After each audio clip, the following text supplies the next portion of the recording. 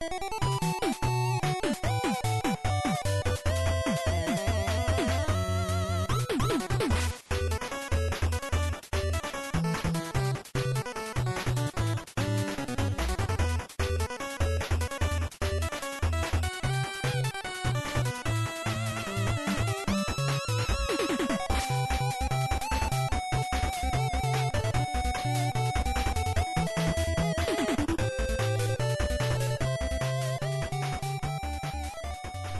everybody, this is the TMG podcast. This is episode 85.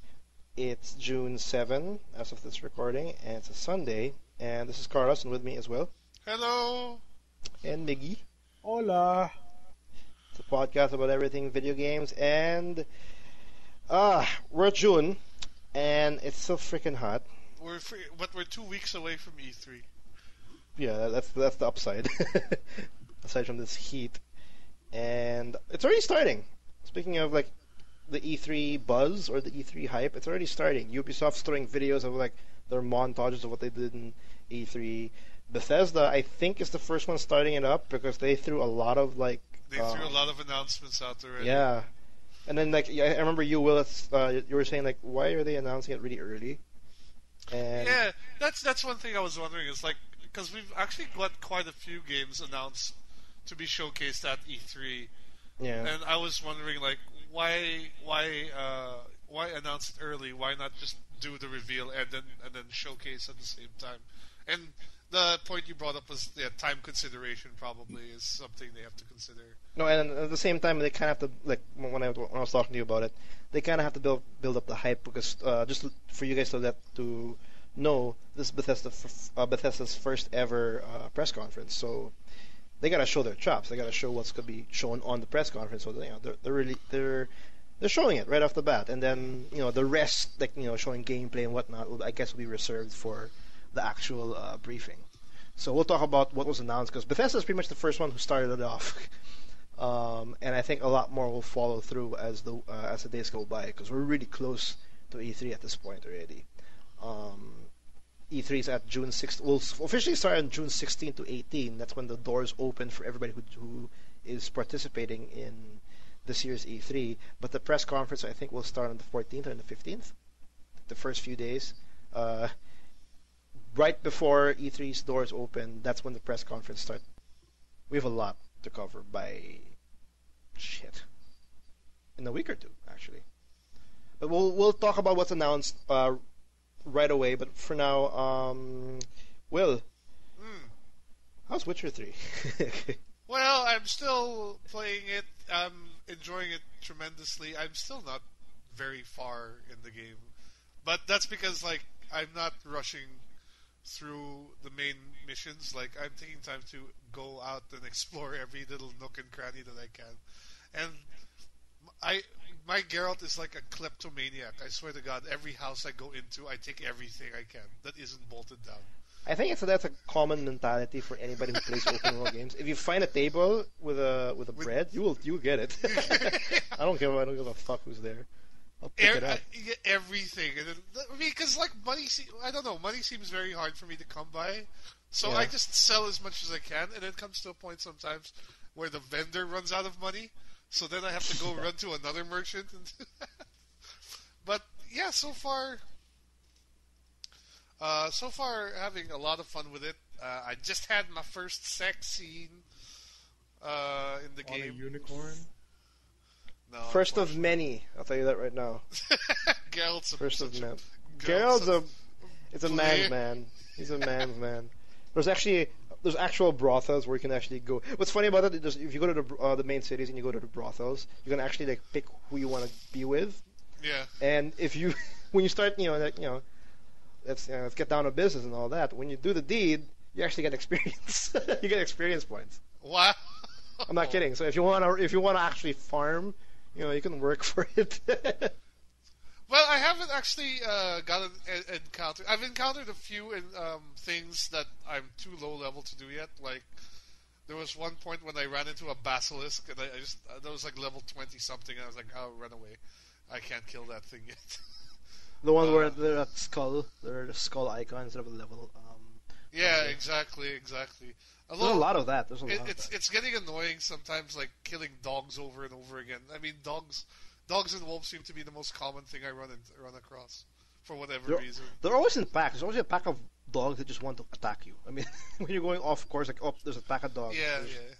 Well, I'm slowly starting to figure out my build also, because like I was looking at it and I realized like you basically are only going to be equipping at most 3, 6, 9, 12 skills, right? So you want to build up to 12 skills that you're going to use, and that's your build pretty much. So I'm still trying to figure. I'm leaning towards heavy into combat and signs, not really so much alchemy. I don't see a point in alchemy.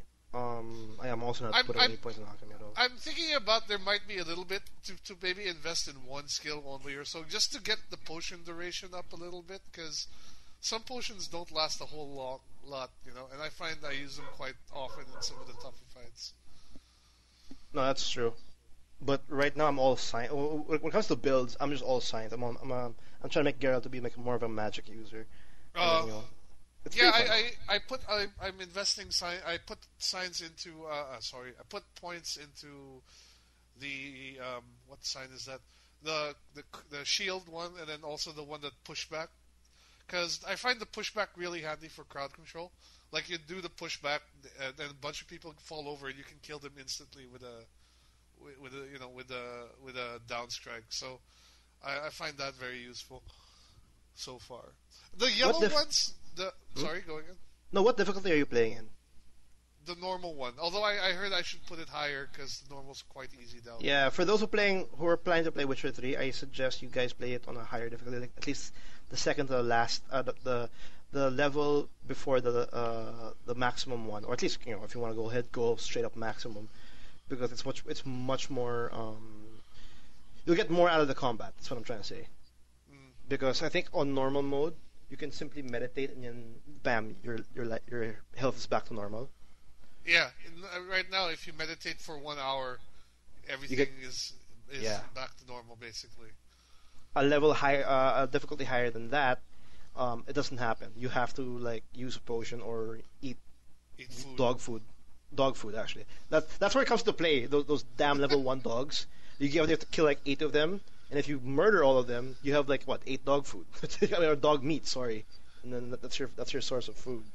But if someone's starting off Witcher 3, I highly suggest it, because the much need of combining signs, the sword play, and then even the crossbow, and then how to dodge and everything comes to. You can start to appreciate all those features if you're in a higher difficulty. Because if you're in a normal one, I think, or an even easier one, or like the very easiest one, you can just spam square all you want, or like the light attack, you'll be fine. Yeah, and I think that's intended. I'm considering bumping it up actually, because I find the combat a bit too easy at the moment. But yeah, so far not much to say from what we've already discussed last week. I'm still impressed with it, and I'm still liking the pacing.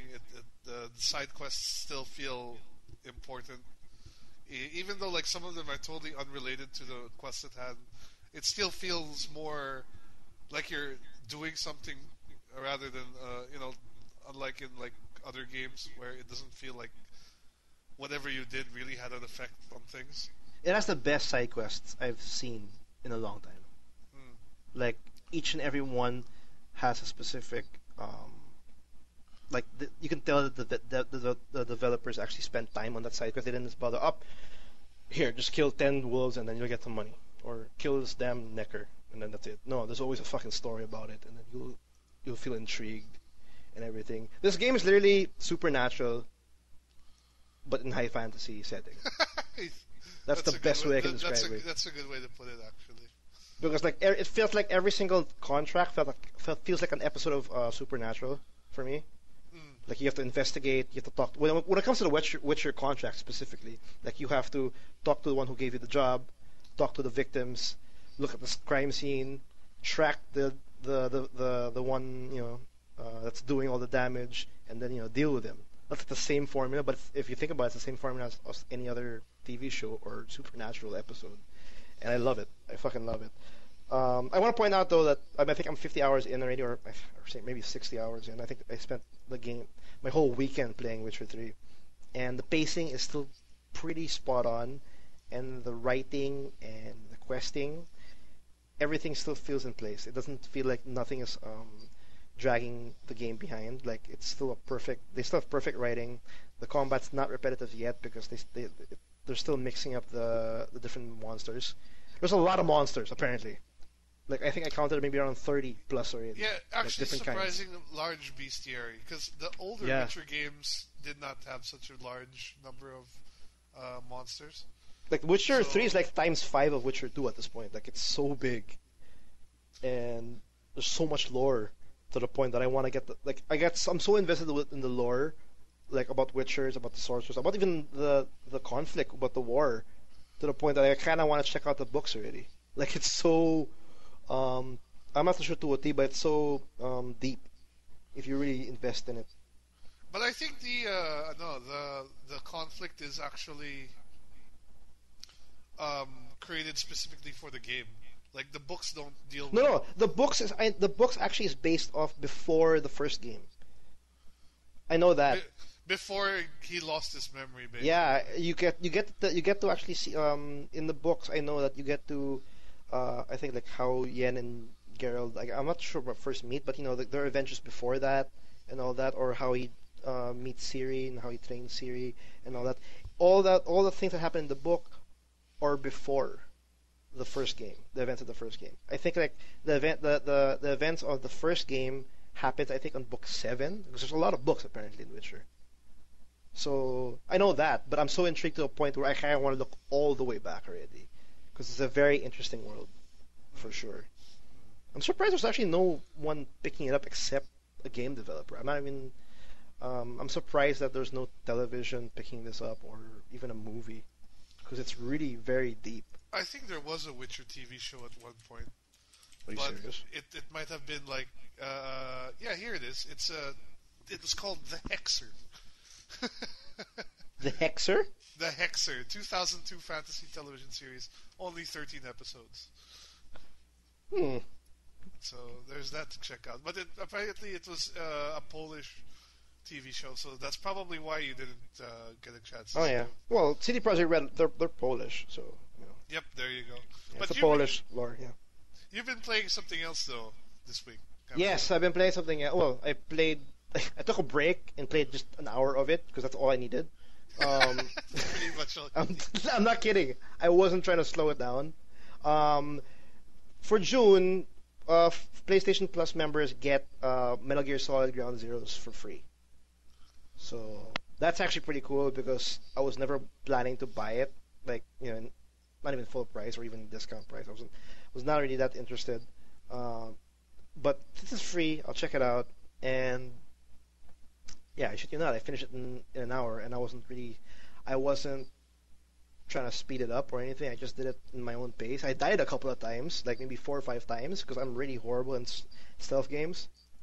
And even at that, even me struggling to like stop, you know, alarming the whole fucking base, I still finished it in an hour. And game time shouldn't be, or game length shouldn't be a problem with me. But when you initially stamp it with $30 initially, and then pretty much release it as if it's as a full game. I'm not too sure anymore. I don't understand Konami's thinking. I don't know about you guys. Was it? I think we all played it at this point. Did you play it, Will? Yeah, I did. No, but that was the major complaint that everyone had was like, you're asking us to pay practically, well, not full price, but like let's say reduced price of for what's essentially a 1 hour, 2 hour experience, which could have been given away as a free demo and probably had the same impact that way. Yeah, because for me, I had fun with it, but just how they package this is what started to make me like. It gave me a bad taste in my mouth. It got me super excited for Metal Gear Solid 5 for sure. I'm like super pumped up already because it's literally the end of Metal Gear Solid Ground Zero is pretty much like the start of Phantom Pain in a sense.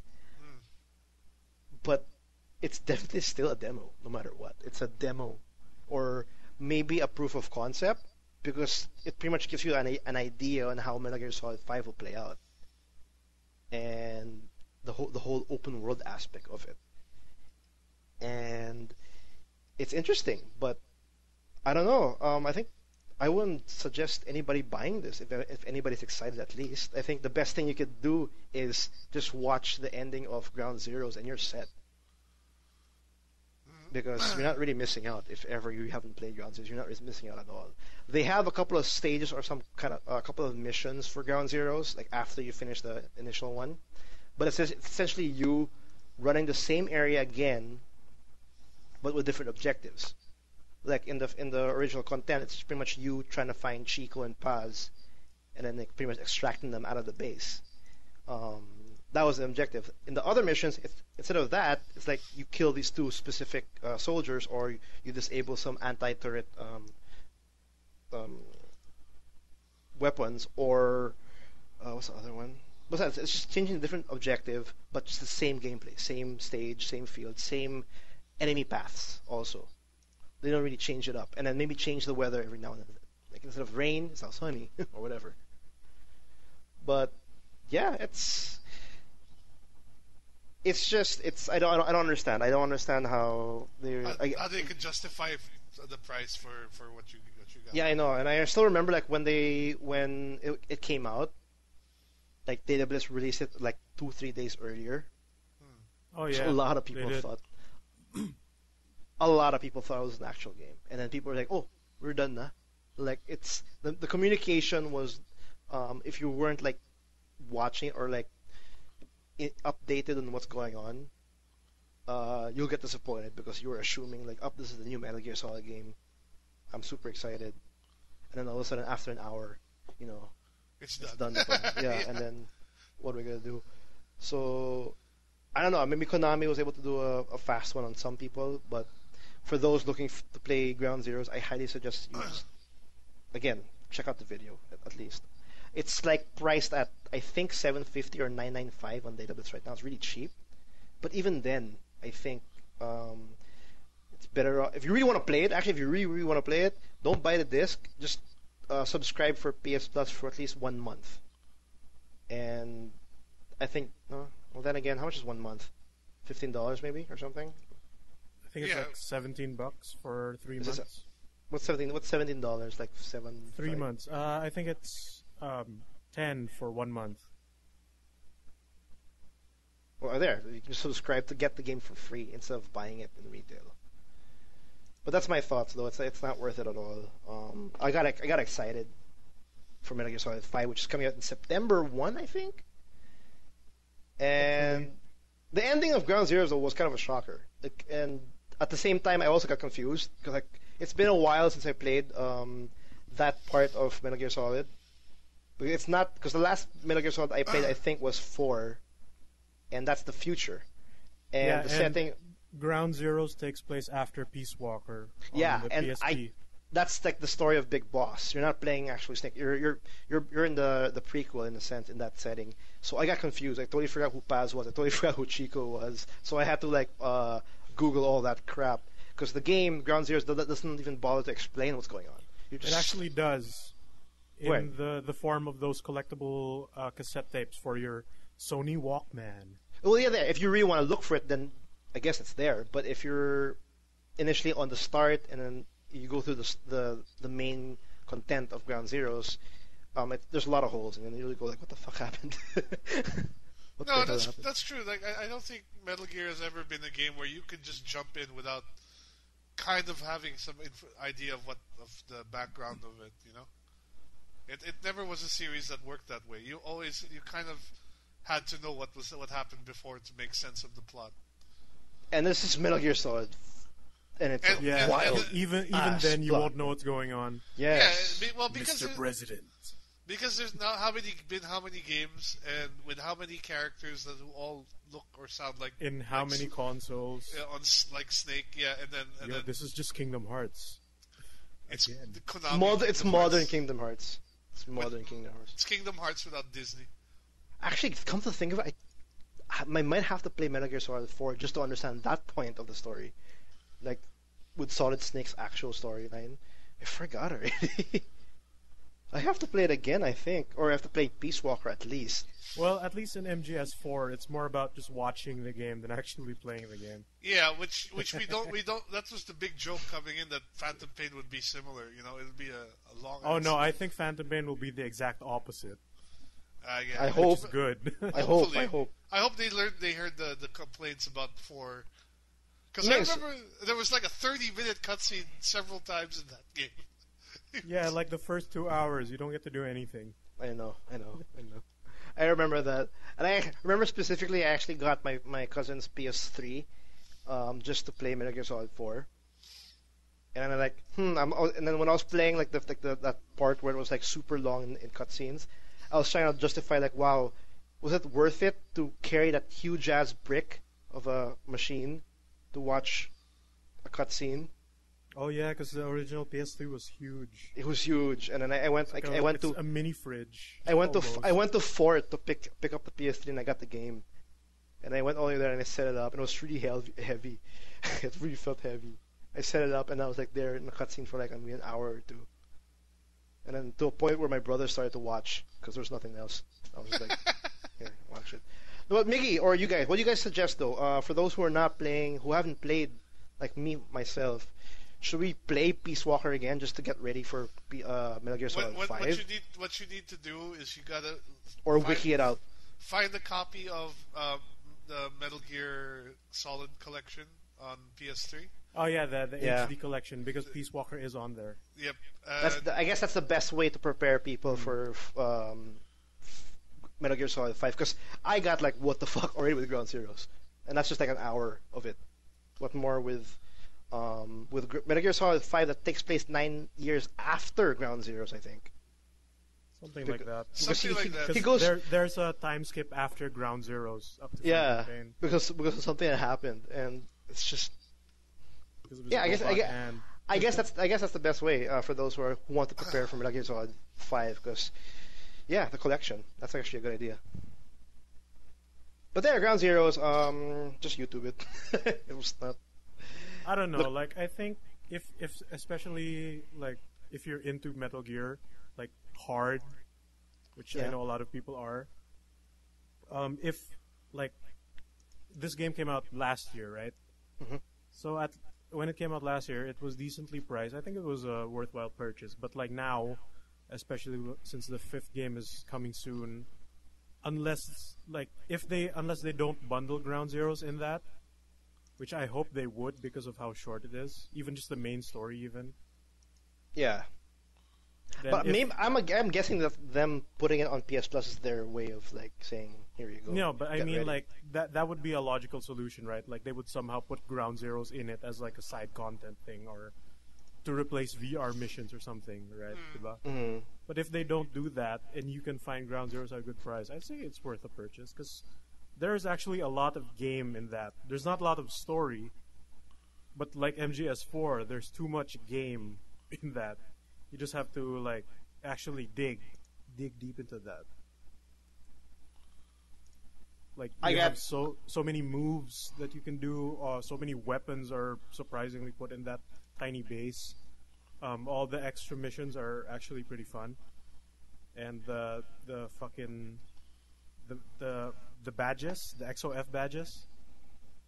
What to that collect? Lets you unlock. Yeah, you collect all the badges to unlock the DLC, like the flashback missions and the ride-in mission from the Xbox. Like that's how you unlock them. And like and all the cassette tapes, of course, to give you all the extra story that the game itself just won't tell you. Like it goes into Black Mask's story, like that guy who got in the helicopter. So in hindsight, you guys have to exert more effort on that one stage. There's like 40 hours of game in Ground Zeroes.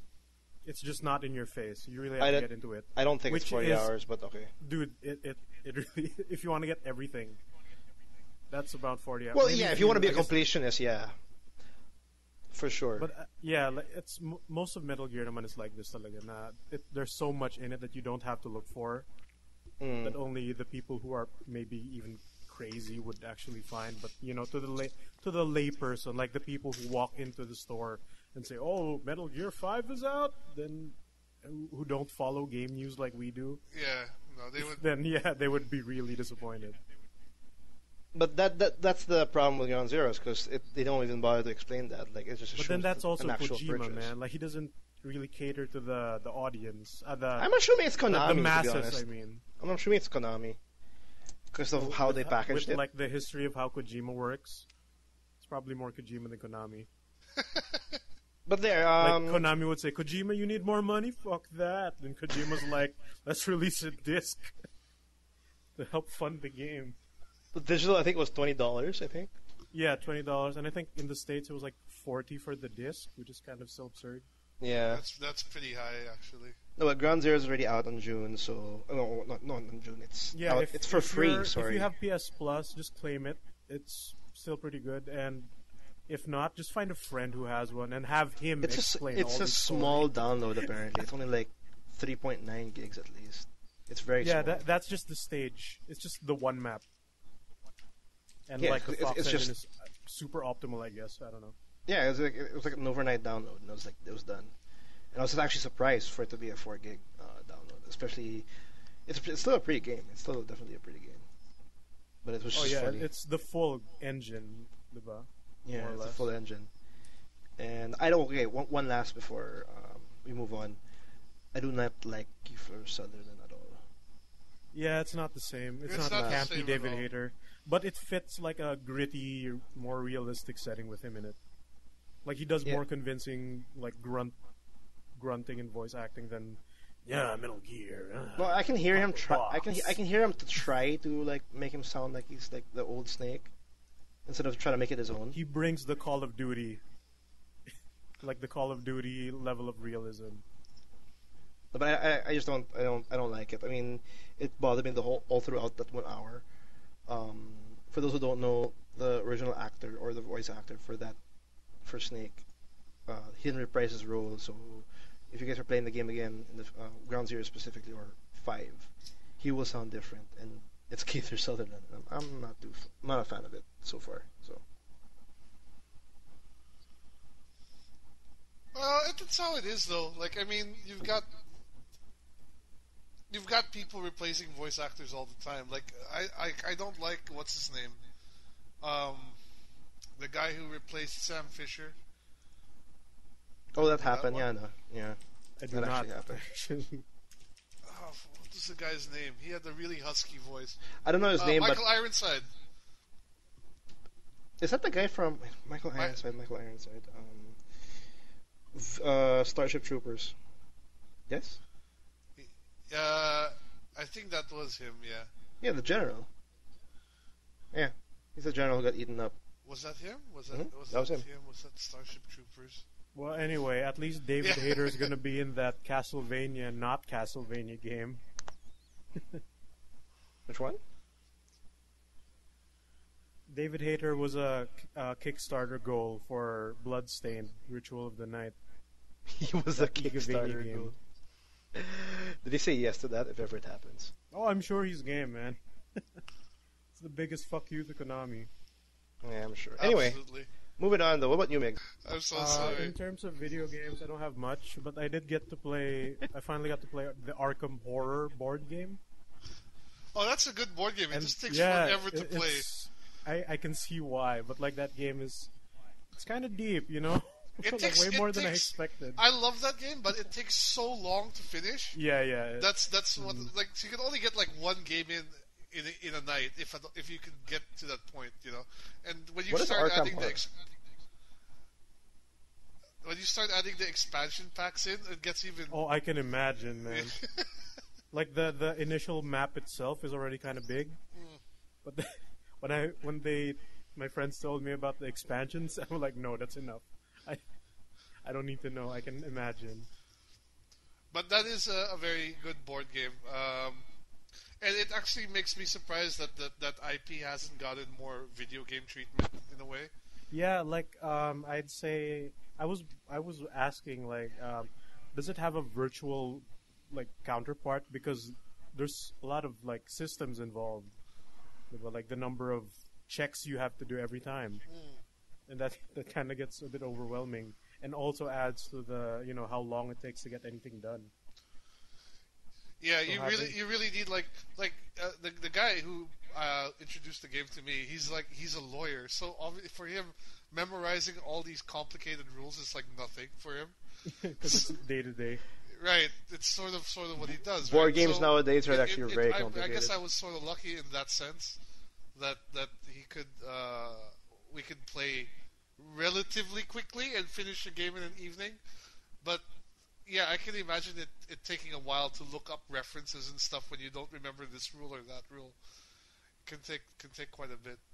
All right, well, maybe you can do a better job, but can you explain Arkham Horror for people who don't know what that is? Okay, sorry about that. But Arkham Horror is basically a board game based on the Cthulhu mythos, and you're basically playing. You and a bunch of friends are playing as investigators, and it's a cooperative game, and you're trying to. Basically stop an elder being from awakening. And if the elder being awakens, bad stuff happens. Yeah, like each monster would have a different status effect, and one of them just the game ends. Yeah, exactly. Once this thing is summoned... One of them the game ends? Yeah. Once this thing awakes, you lose. That's it. There's no way to fight it. Usually, like, once this thing awakens, special conditions are enabled, and you usually have to fight it. But then there's one monster where it says it just ends. Yeah. But even getting to the point when you have to fight it really quickly is a bad thing, because fighting the thing is nearly impossible to win at times. Like, it takes a lot of luck and a lot of preparation to win a fight against an elder being. Because their abilities are, like, really crazy. But it's a fun game. It's rather complex, and it's got a lot of small pieces also. So keeping track of all that's quite a chore. As we mentioned, it takes a while to finish. But if you get a chance to play it with a group that has played it before, definitely do it, because it's really quite fun. Once you actually, get into it. I wanna spend a lot of time on those kind of board games that actually requires at least 2-3 hours of your time, because they're very complex, but they're a lot of fun. This isn't 2 or 3 hours. This is like 6.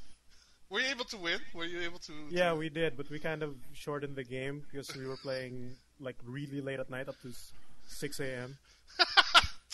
So we cut the number of required gates to by half, and then we had 2 of our friends just fall asleep on us. And we basically just robbed their characters of whatever they had. Well, you had to finish it. Like, you started that. Might as well finish it. But that goes to show how long these games can take. Like, I've seen scenarios where basically, like, people will stop playing and they'll take a picture of the state of the board so they can pack it up and then put it... And then continue next time? Yeah. Yeah, that sounds like a smart move. That's like very smart, actually. That is very smart, yeah. Yeah. But like, there's a lot of board games similar to Ark that have tried to emulate that level. That it's sort of the one board game that kind of, I think, brought board gaming into a new into public conscious again. Because back then, people thought of board games and they were like, "Oh, it's Monopoly or Scrabble or things like that." But they don't really think of these kind of RPG light sort of games. And now there's quite a lot of them available. There's a lot. Like, people still assume that Snake and Ladders is like the board games of 2015. There's a bunch of board game cafes that just opened up, like, in the past year here. Yeah, quite a few. And there's a lot of good games, actually. Like, I have a few of them at home. I have... Cards Against Humanity. That's fun. Yeah, I love Cards Against Humanity. That's a simple game. There's actually a restaurant or like a shop that opened recently in Parañaque. So it's called Puzzles. And it's just exactly that, where you can just walk in, get a table, I think 100 per head, to play any board game that's on the shelf, and just stay there until you're done. And a lot of those establishments are popping up recently, and it's a lot of fun. It's definitely a lot of fun. It definitely is. Okay, can we break now? Yeah. Sorry, you're gonna have to cut that bit off when I called break early. No, I'll fix that one. I'll fix that one in the edit. My bad. Sorry, Biggs. I totally forgot about you. Sorry, buddy. Silent treatment. No, I wanted to mention there's this It's Japanese. like I'm in Angeles already. There's this Japanese game that the developer kind of lashed out against Konami. What is it called? It's like a train game. I'm trying to find the here. A train game. Momotaru Dentetsu. What the fuck is that? That sounds Japanese as fuck. I know. It is. Sounds like a cuss word. It's Japanese. There, I linked it in the Skype chat. It's Japanese as fuck, but the thing is, this series has been going on for a long time. Is that the PS2 train simulator that had its own control set? I don't know. But Oh here, no, this is different. Holy shit. there have been 21 games in this series What? to date from 1988. Oh, it used to be a Hudson game. Rip Hudson. So they're dead now. Yeah, there. 21 console titles, and then a bunch of mobile phone ones. Damn. So, yeah, I wanted So to mention that. he just crushed the series or ended the series out of spite? Maybe. Interesting. Oh wow, it looks like Sim City, but with trains. But with trains, Oh man, Is that this possible? is pretty neat. Oh, you got like NES graphics, That's- Game Boy Advance graphics. That's a lot of games. It goes through like every art form of video game It seems like, yeah, I'm starting to see it right now. up Wow. to the 3Ds. Like holy shit. Oh wow. It's called a veteran series. Yeah, this has been everywhere. And I heard about it lang now. It's one of those Japan things. Yeah. If you're Japan only games. Oh, have you guys heard about this? It's a horror game on your phone that uses your camera.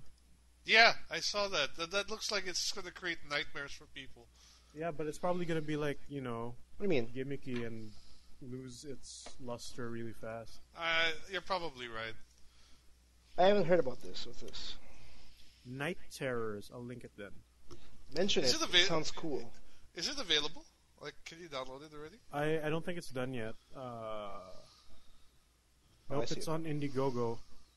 Wait lang, maybe. I don't know when it's out yet. Oh, that's Yeah, so it cool. seems to still be on Indiegogo. That's so cool. I want to mention this later. 7 This days is actually left, one pretty more cool. week. Did it reach it? Not yet. It's at 40,000 out of 70. It might not make shit. it. What's the objective, I wonder? But I that's mean- pretty cool. That's a cool concept. I guess it's gonna be like a haunted house sim where you scan your room and then it'll start freaking out. It'll start putting ghosts in places and stuff. Yeah, no, but I wonder what you have to do with... Or you just walk around and see what happens. I wonder if you have a really shit Android phone with a really crappy camera, like what it'll do. But I It'll think make But it's a cool concept, though. it'll crappy, make ghosts come out of your toilet or something. crappy Android phones actually add a lot to the. No, but I mean in terms of scanning the environment. Like it says here, it'll understand like what it's looking at. But then if your phone is so bad, I wonder like how it'll interpret all that. Okay, I want to mention this in the news because it's actually a really cool concept. I'll put it in the news. I'll check the video out later because that's gonna mess up. You can you can just play it and mute the audio. No, you guys gotta go robotic if I do it. A lot of bandwidth will be taken from the Skype call. Like I reserved the Indian fight scene and now this for what I'll check both of them out after the podcast. I 'Cause still that's have a my very PS cool Plus. concept. I was able to get the June games. Nice. I know I have like 2 more that I can pick up. That's for Vita and PS3. Because apparently, Screw like it. if you, no, I know, but because they advertise like what Ground Zeroes in this the Shogun game for PS4. But if you search for the other games, you can actually also redeem it and play it in the PS4. Oh. Because Nice. anything PS Vita, I can play on the PS4 apparently. Yeah, because that's what they're doing now. You know how they announced that the Vita is now a legacy platform? That's so sad. Shit, I totally No, forgot. no, I mean, It's this week, it no? That sounds news? sad, but like, it was like last week or the week before. Let's It mention sounds that. I sad, forgot but about that. it makes a lot of sense. That just means that they're not making it a priority, and yeah, it's doing most of the things where like, if it's an indie game on PS4, it's gonna be on the Vita as well, diba? And then vice versa. Yeah, it's mentioned in the news this week, because it's actually pretty interesting. Because I actually want to see if Sony's going to actually give or show support on E3 for PS Vita. They have to, like, that's what I'm hoping for. Even if it's just like, I don't know, here's what we have for the Vita coming out this year, and it's just like a bunch of indie games, and that's okay. Montage. Yeah, That's fine, That would be okay. If they don't, that means it's dead. Officially. Yeah, I but know. like there'd probably still be games being released on it. Yeah, in Japan, it's still coming out with a bunch of shit. But in the, outside of Japan, it's not getting much love. It's got more games than the 3DS lined up, strangely enough. Even though they are indie titles. Yeah, 3DS has been quiet, actually. Okay. Are we just ready to start? Again. Yo, go. Will? Yep, I'm all set. Well, wait, how do we start? Are we gonna do news real quick and then go to the discussion, or? We'll do the news, and then towards the end, I will mention the whole downgrade thing. All right, so let's not spend too much time on the news if possible. No, we'll, I don't want to spend too much time on it. I want to mention it because it's a very interesting part, because it pretty much segued to also how it was before with Watch Dogs. Well, Because maybe the whole downgrade shit, it's like a repeat on history. It's just this time with Witcher 3. What downgrade? The Like, I graphics. saw the post, I didn't really read about it though. No, it's just Witcher 3 looks completely downgraded compared to when it was first revealed. Oh, like Watch Dogs? That's why I said repeat in history. yeah, It's the same exactly thing. like Watch Dogs. Is it as bad as Watch Dogs? No, not at all. Okay, then it's fine. Not at all. No, I know, If but it's the not backlash Watch is just Dogs, as big. then it's fine. Oh, people like to get butthurt about everything. Oh, it's a PC exclusive apparently, but not. So, but yeah, we'll mention that later. I'll start with. I'll start with Fallout 4. Dragon Ball! Wow! What? You know of Dragon Ball? I'm gonna watch Dragon Ball. I'm gonna so watch it too. excited. I'm actually planning to do that. Dude, you know how perfect that my Insane series is gonna like end? Mm. It's coming out when the movie airs here, and it ends like a week before the new show airs in Japan. Like, I didn't plan that. It just happened to schedule that way. So it's fucking perfect. There you go. Labo. There you go. No, because I thought I was gonna miss everything. Like, I thought I was gonna get them all prepped up, and then have it all come out after. But now it's all It's actually super perfect. the planets have aligned already. I will start with Fallout 4 when I start. Alright, just count down. Countdown in 5, 4, 3. Alright, moving on. Let's see what happened this weekend. This week, E3 news started. Like we the said in the E3 news has begun. has begun. 3-3. Like we mentioned earlier before, Bethesda pretty much started the buzz for E3, and they first started up with Doom, officially announcing that Doom will be shown in their press conference, and we got like a glimpse, like maybe 5 seconds or 10 of gameplay. Doom movie? You mean the one with The Rock? What? But The Rock had a movie called Doom. Oh yeah, you're right. I'm sorry, I totally forgot. I literally did not realize. Yeah, that's true. That's That true. was a Doom had a terrible, movie. terrible film. No, at one point when it became FPS, that's when it became a good game. Movie. A Sorry. good game. I got confused there. Sorry, but yeah, Doom was confirmed. It's going to be shown on Bethesda's press conference, like a gameplay reveal. They said. After that, they also officially revealed Fallout 4. Fallout 4. Yep. And It wasn't. It's not. It wasn't.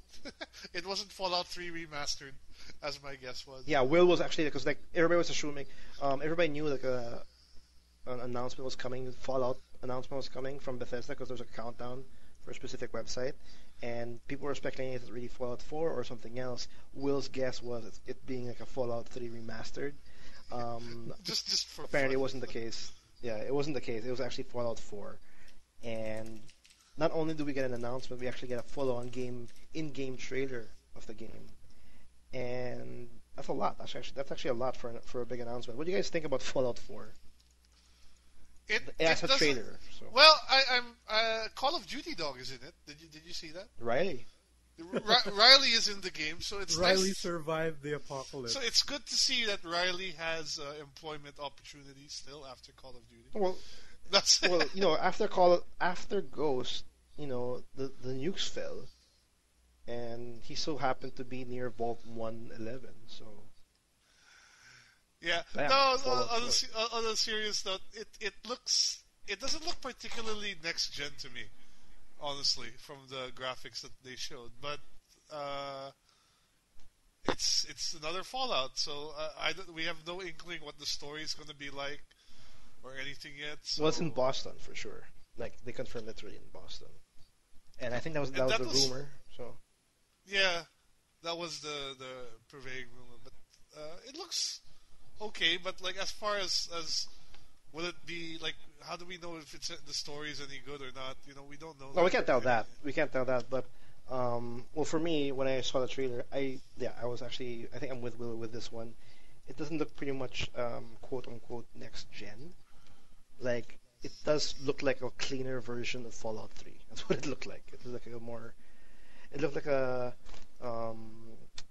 bare, a more cleaner landscape for the modders to just do their thing. Like it looks like an amazing bear game, like a bear post-apocalyptic game. And I don't know. When I was watching the trailer, when I was seeing it, what was going through my head was like, oh my god, this thing's gonna crash. There's gonna be bugs everywhere. Oh yeah, and that's going to go on the bingo card, basically. Like Fallout 4 crashes during demonstration. I wouldn't be surprised. But I shit you not, when I was seeing the Fallout trailer, I was kind of hyped, but at the same time, I was like, ugh, I'm gonna go through all that trouble again, because my first experience with Fallout New Vegas was not a pretty one, especially when I played it on the PS3, which is actually a bad idea, apparently. I decided to play New Vegas for the first time on the PS3, and that was just like bug heaven, to the point I didn't finish it in the PS3. It was like so buggy. So when I was watching Fallout 4, I was like, ugh, do I want to go through that again? So hopefully Bethesda actually fixes, or actually, releases a game that's easier to swallow. It's not crash heavy or bug heavy. You also mentioned it looks very moddable, so expecting Skyrim level of stupid mods to come out on this thing. Randy Savage will make an appearance somehow. Absolutely, Randy Savage. I'll tell you that right now. Yeah. But yeah, Fallout 4. It's officially not. Everybody's hyped about this. Everybody's super hyped about this. Yeah, that's the talk of the week for everyone. Yeah. And apparently everybody wanted, everybody saying, oh, Skyrim sucks now. This is the game we want. It's going to be Skyrim with guns. It sounds like the same thing with these fans, because when Skyrim came out, it's like, oh my god, Fallout 3 sucks. Skyrim's the game. It's just the same shit over and over. It's just like a flip. Whatever's new. Am I excited for it? No, I already said it. I'm expecting bugs. I will see. I'm expecting them. You're expecting bugs because Bethesda. Yeah, exactly. Bethesda. I'm expecting Bethesda open world games are just known for bugs. Dude, even the PC version of The Evil Within was riddled with bugs. I saw one where there was a big saw blade that rotates, and when you get cut in half, you obviously die, right? Yeah. This guy just tanks the hit, and his legs just keep walking. He continues the game as the legs, and that's it. Okay, Evil Within was made by Bethesda, but I played through it in PS4. It's workable. I can play through it. There was not bugs that was making me laugh or was preventing me from progressing. But with Fallout or with those kinds of games like Elder Scrolls or Fallout, there are those games where it crashes or it prevents me from. They probably do that on purpose to mess with you. I hope not. I hope that they just have horrible developers. To be honest, I take horrible developers over them intentionally fucking up their game and then asking the mods to fix it, because that's my mentality right now. Because like everybody, when the Fallout 4 trailer came out, like, I want to play Fallout 3 again, and I'm sure everybody's in that mindset right now because they want to relive Fallout again, because the fourth game's been announced. But then when I was like, I don't want to do that again because I have to like download all the mod graphics, enhancers, all the changes and everything. That's a lot of work. When was Fallout game? When was Fallout 3 released? Like 2008, 2007? It's quite an old game nowadays, actually. 2000. Let me double check on that. It's a pretty old game. Is it worth playing again, though? I don't think so. New Vegas... No, I think it's better to play Fallout 3 than New Vegas, if ever. 08. Fallout 3 is an 08 game. But yeah, Fallout 4. What do you guys, listeners? E3 is right around the corner, so we'll see it then. Yeah, we'll see. We want to hear your thoughts also about Fallout 4. Are you excited, or are you also in the same boat? Well, me, for example, when it comes to the bugs or anything. Or it doesn't really matter, because like Fallout's lore is actually pretty interesting in general, actually. The next big E3 announcement. Well, not really. Yeah, actually, maybe for me or maybe some XCOM fans, but XCOM 2 was announced, like out of nowhere, and that's XCOM 2, a PC exclusive. The Master Race has made. I wonder why, though. I really wonder why it's PC exclusive. Well, I read an interview about the developers on XCOM 2, and they said they just want to, with the XCOM 2, they wanted to go back to their roots, and they want to really go all out. Because in Enemy Unknown, there are a lot of features that they wanted to add in, but they couldn't do or add in the future because they had to focus on multiple platforms. They had a small team working on XCOM. There was too much time being spent. With XCOM 2, there's a lot of ambition now for the sequel. They want to focus on what they're good at, and that's PC games. And to the point where when XCOM 2 comes out, which is I think this year, they won't have controller support. They're going to patch that in later. They strictly want to focus on what they're good at. They won't even bother to actually, optimize the controls for an Xbox One controller, for example. But it's the developers for Axis did state that it coming out on future consoles or in other platforms is still to be discussed. It's not like them closing off the idea. It's just right now they want to focus on PC in itself only. And then after it's released, that's when they'll start thinking about adding on to the game. And a trailer came out, and apparently it starts. It's set. I don't know how many years after the first game or the first invasion in the first game, but basically the aliens won, right? Yeah, That's basically the aliens. Secretly, the tables have turned in a sense. Like you guys are now the ones like underground, instead of like because before like it's like the aliens attacking, they're underground, they're hiding, and then they're attacking every now and then. Now it's the other way around where it looks like the XCOM group is now doing like guerrilla warfare to take back the city or whatnot, and it's super futuristic too. And they have like snake people now, and a really kick-ass base, even though they're underground. I'm pretty excited though. I'm definitely pretty excited.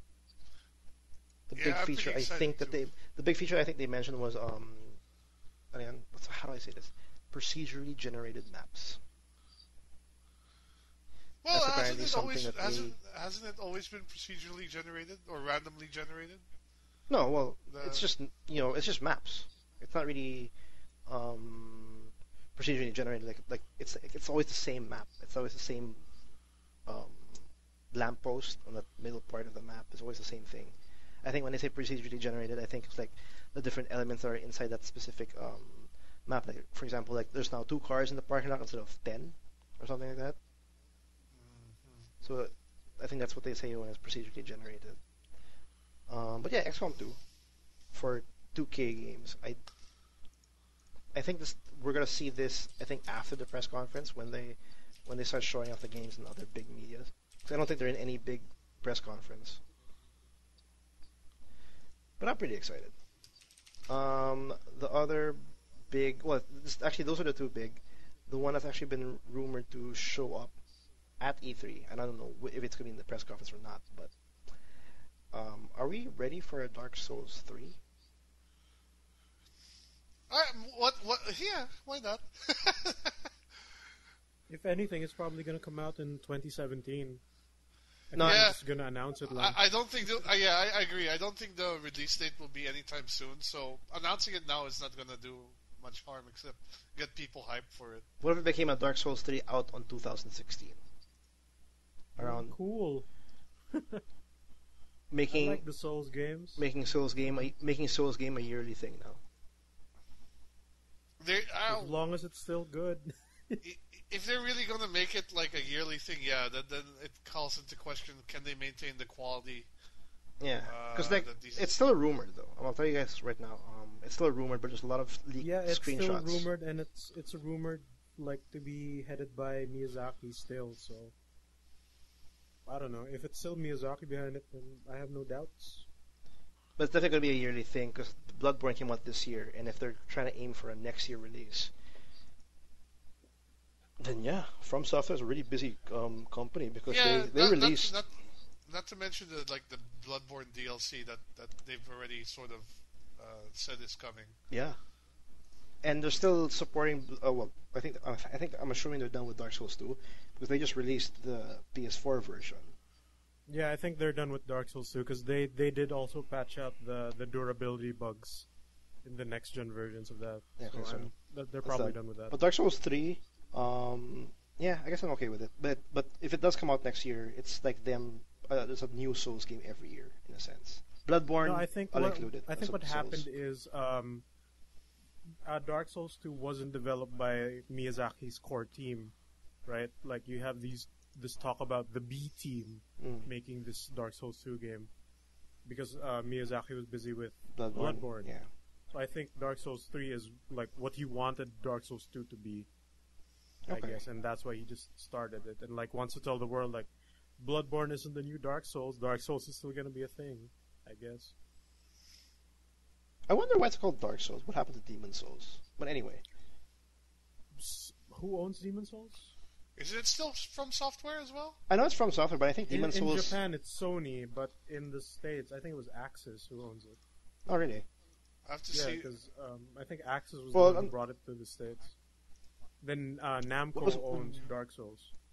What was attached to the Dark Souls 3 rumor is supposed to have a 4-player co-op kind of deal, like a 4-player co-op feature. I don't know what that means because you can still play. You can play the game. You can already do that. Yeah, with like 3 players, but they say Sort of.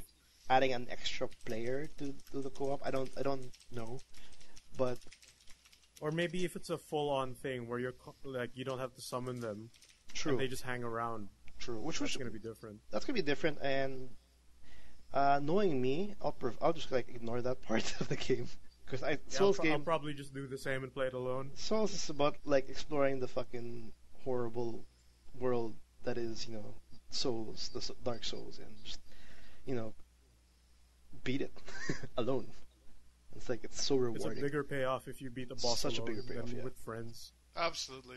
But here again though, Dark Souls 3 is still rumored though. But there are screenshots already, so just like how when we first got information, When Bloodborne was leaked yeah, it's with those gifs. it's pretty legit. So there's a big chance it might come out. If not, maybe in the future. Maybe not E3, maybe in the future. But those screenshots Maybe in seem to be TGS this year. maybe. Or Gamescom, or one of those other conferences. Yeah. Right, moving on. What else happened this week? We also got Uncharted, Uncharted collection. the Nathan On the Drake way. collection that was announced recently. Apparently, it was leaked, but then officially It was announced. leaked, then yeah, Then announced, I had and no choice.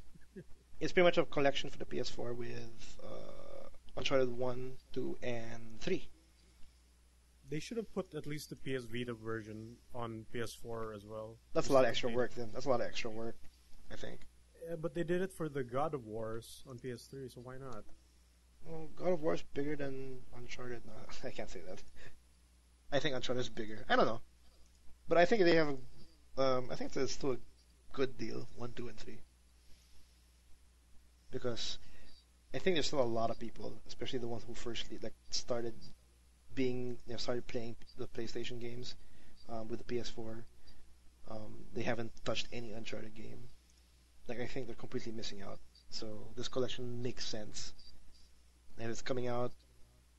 It's actually better because Uncharted 4 is not anymore slated for this year. It's slated for next year. Yeah, it's slated. Yeah, for next year. So There's the a buffer. collection is like a buffer. Yeah. And to top it all off, if you buy the collection, you'll get the better access to the multiplayer of Uncharted 4. So that's extra So incentive. that's your selling point. That's their selling point. That's a little bit more incentive for those who actually played already the previous games. If you really want to play the multiplayer version of Uncharted 4. But take note though that the collection is not being made by Naughty Dog. Naughty Dog is focusing solely on Uncharted 4. So I don't know right now who's working on it specifically, but there's a studio who picked it up just to bring it up to 1080p and 60 frames per second on all three games. That's the job, and photo mode if you guys really want to do that. Woo, photo mode. It's like Sony's thing, though. They always like if you want to do remastered, put photo mode. Always put photo mode because I shit you not, God of War 3 remastered has a photo mode. What? I wouldn't be surprised. Well, Like Kratos has this mystic camera. By the gods! No, I shall take a selfie. Pretty much. When you murder a god, just like photo mode, perfect shot. Hashtag Olympus. Hashtag Olympus. Hashtag fuck off Zeus. Or something like that. Okay, moving on. Steam Machines is now hitting in November. The first wave of machines that will have the Steam OS and I guess the Steam controller will hit in November. And I don't know. I think I'm really tired of the Steam machines. Are you guys interested in the Steam machines? Like we've talked about this a while, like months ago, but now it's really happening. Yeah, no, the reviews came out already. Previews, I should say, for like the. That's really all I want. The controller looks kind of cool, but like, I still am more comfortable playing PC gaming on a desk than not on the couch. And I don't really know how to explain it, but I feel like because because I'm closer to the screen and the screen is more, my eyes can scan visual elements much better for PC games, and I feel a lot of PC games are designed in such a way, especially like strategy games where you need to have your eyes basically it's not a you basically have all the info. I don't know if I'm getting this right, but basically what? Basically, like a smaller screen for PC gaming seems to work better for me than like a big ass TV and you're far away.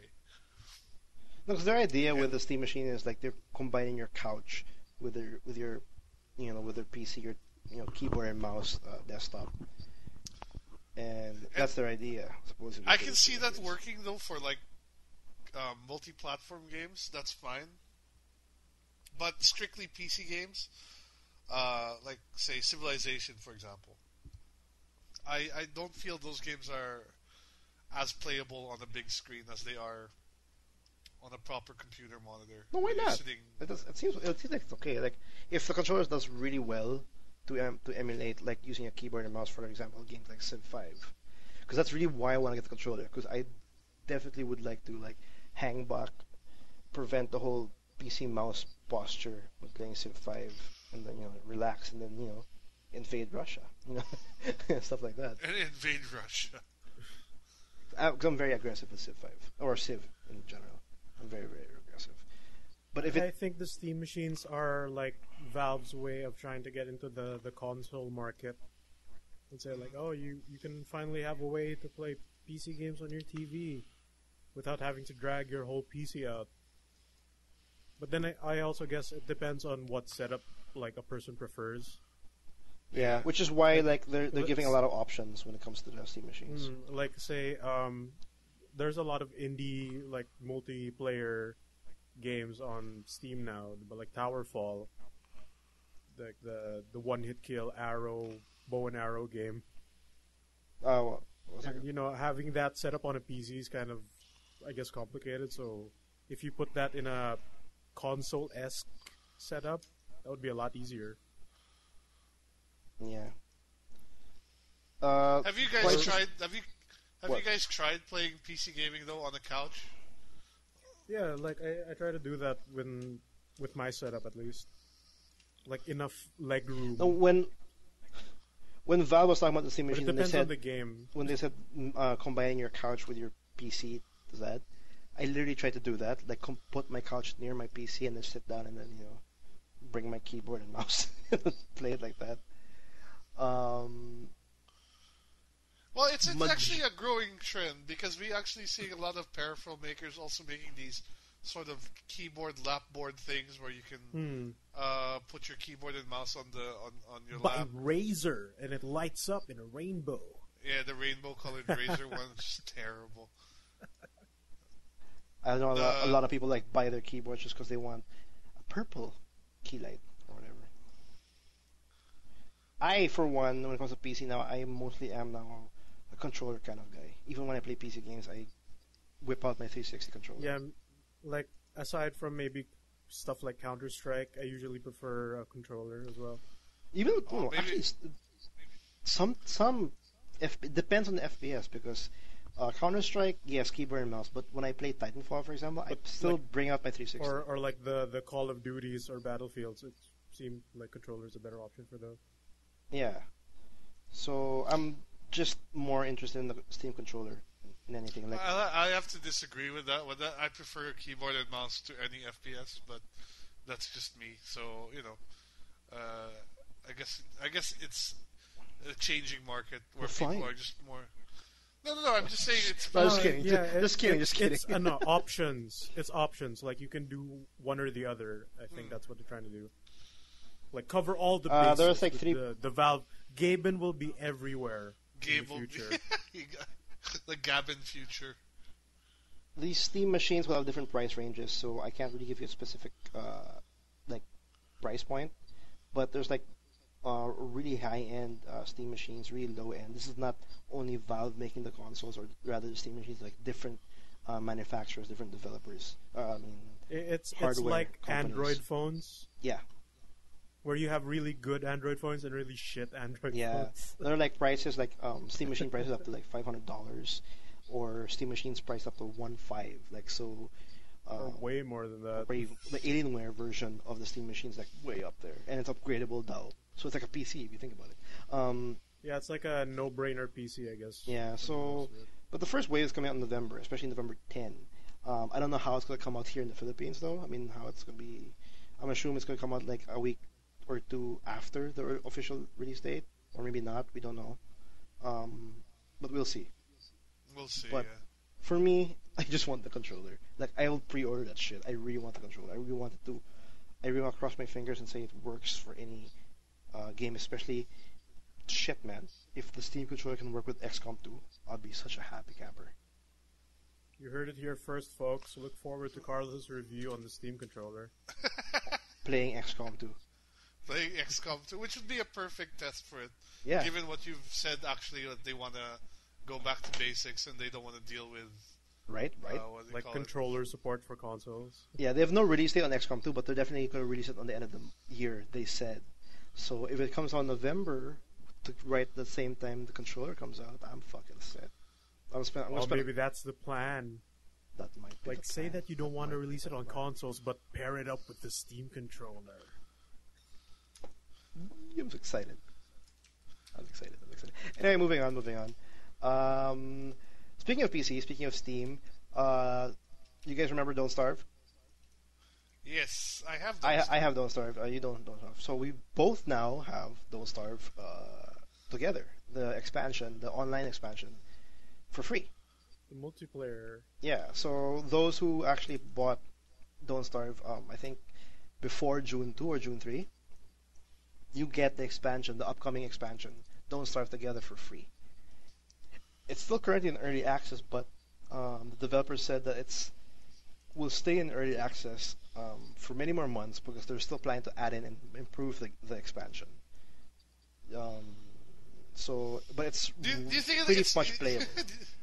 Do you think it's going to turn into like a Daisy sort of thing, where people are like, Dude, I played one session with 12 players already, and it feels like Daisy. There's always a douchebag that gets all their berries. There's always one that wants to kill everybody. I think there was one time where he was literally preventing us from going to where the rocks are. But like, if you go near me, if you go near the rocks, I'm gonna kill you. Because there are times where there's some servers where a PvP is on, and for the heck of it, some people try to survive. But you know, there's always also some psychopath that really just wants to kill. Like I think I had one session where we all wanted to make the base in the portal, like where because there's a portal when you play the game, Don't Starve Together. There's a portal where that's where all the new players or all the characters come out, right? It's not like a random spawn. It's always one spawn. It's in the portal. So we made a base in the portal, and then when we were doing our own thing, all of a sudden, one person was like, "Oh my God, something's happening!" and all that, because we were all out doing our thing, like chopping wood, getting food and all that. We were all out. That one person was on the base. Apparently, some guy got out of the portal and started chopping him up, started attacking him. So we all had to go back and help him out. So I know that was a bad idea apparently in the PvP server to like make a base right in the fucking portal. But Don't Starve Together is out for free for those who bought it before June 3. The ones who buy it, who are purchasing Don't Starve now, I guess you'll have to buy Don't Starve Together. For those who actually purchase Don't Starve Together during the early access, you get a free copy of the expansion, so you can pass it on to someone else. That comes with the Don't Starve original game. So it's like you bought the game for another friend to play with, I guess, or something like that. But I think it's more or less worth jumping in because, like I said, it's 12 players. I'm not too sure if it's more. I'm not too sure if 12 players is the max, but it's already a lot of fun just seeing it, like 12 players in Don't Starve. It's chaotic. Don't Starve chaotic fun, actually.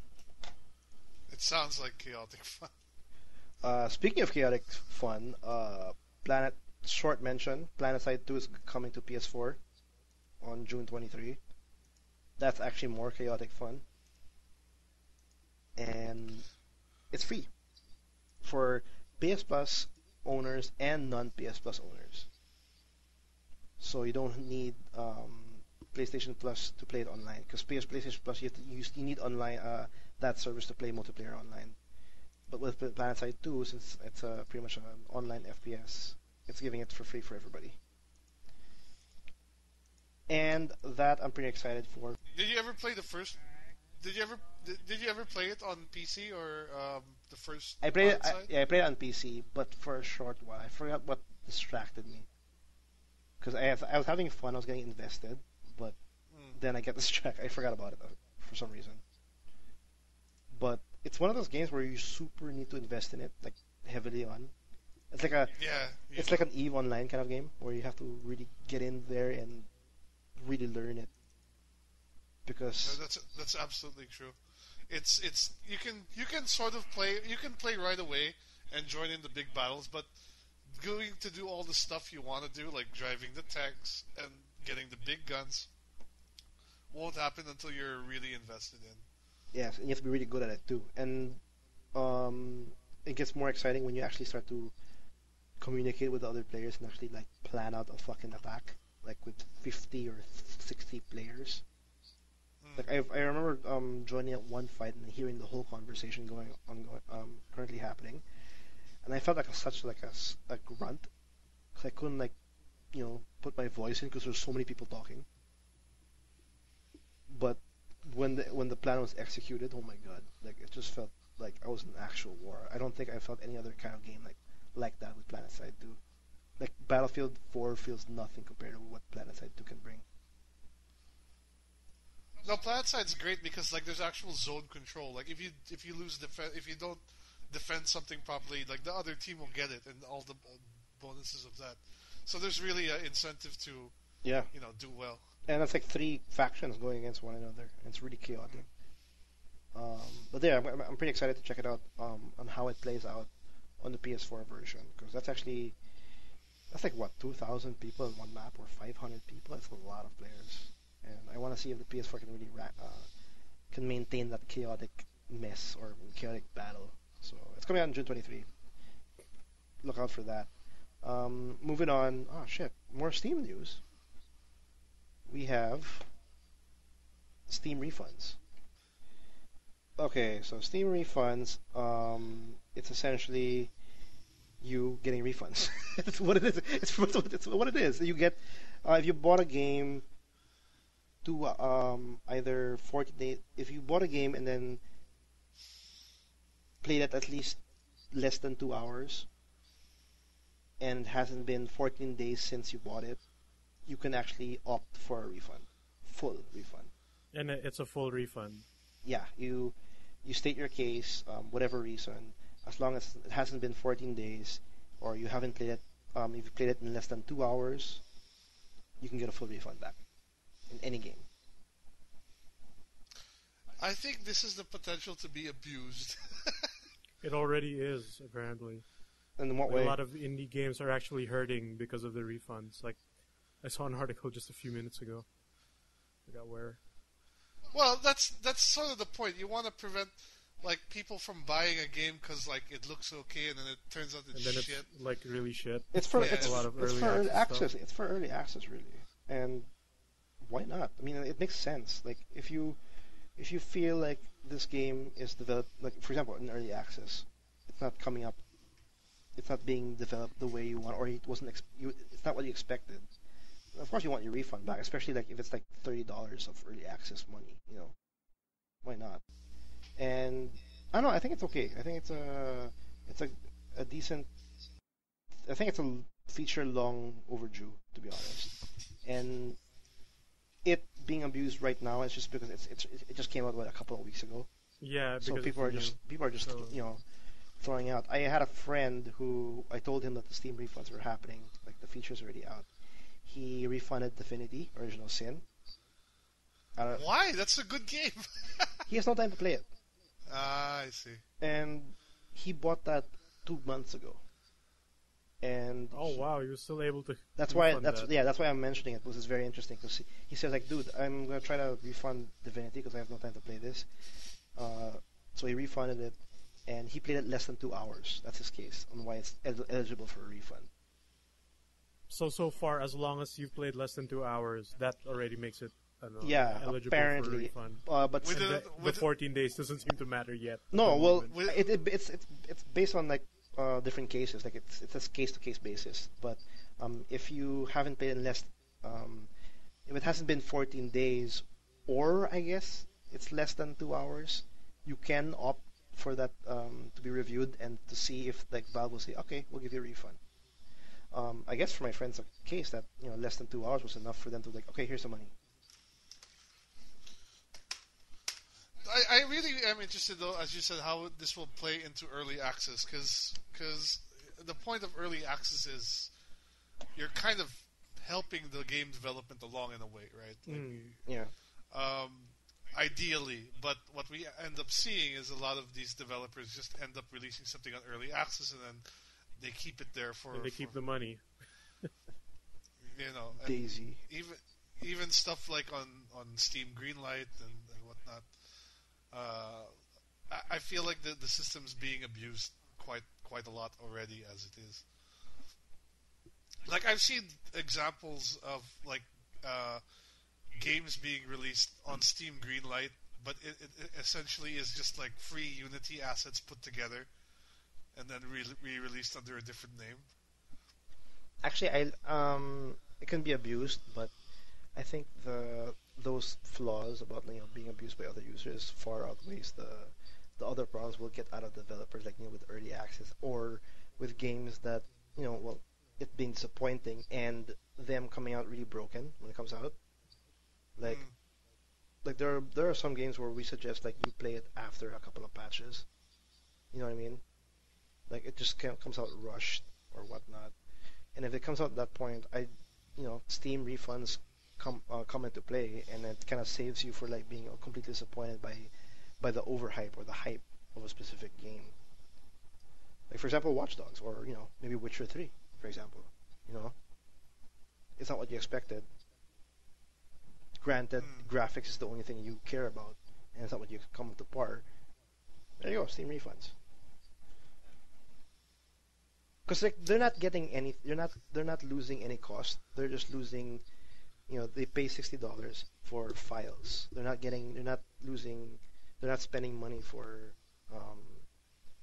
cost on cases or CDs or whatnot. Yeah, like the production side of a physical release. Yeah, they're not really losing it. They're just losing the $60 again from it's not really a big loss for the developers from what I see. It's more of it's a bigger loss for those who buy it and then feel completely disappointed. So I'm actually okay with this. It protects the consumers less than it does not really the developers. So in a way, it also tells developers like smarten up with what you put on early access or green light. Yeah, because there's a lot of cases like day patches, it being buggy. There's a lot of cases on that where the Steam refunds will really take into play. Actually, I checked out my list. There's nothing I can refund. Apparently, I played it more than 2 hours, or it's. Well, at least it means you're getting your worth out of your Steam art library. Yeah, that's just me being me. Really, that's just me being me. There are some games where I feel like I want to refund it, but I don't meet the criteria. Like Dying Light, what's that? That damn side-scrolling zombie game. The really cool art style. Anyway, I played more. Lone Survivor? No, the one from Xbox. Where's that? Limbo? Deadlight.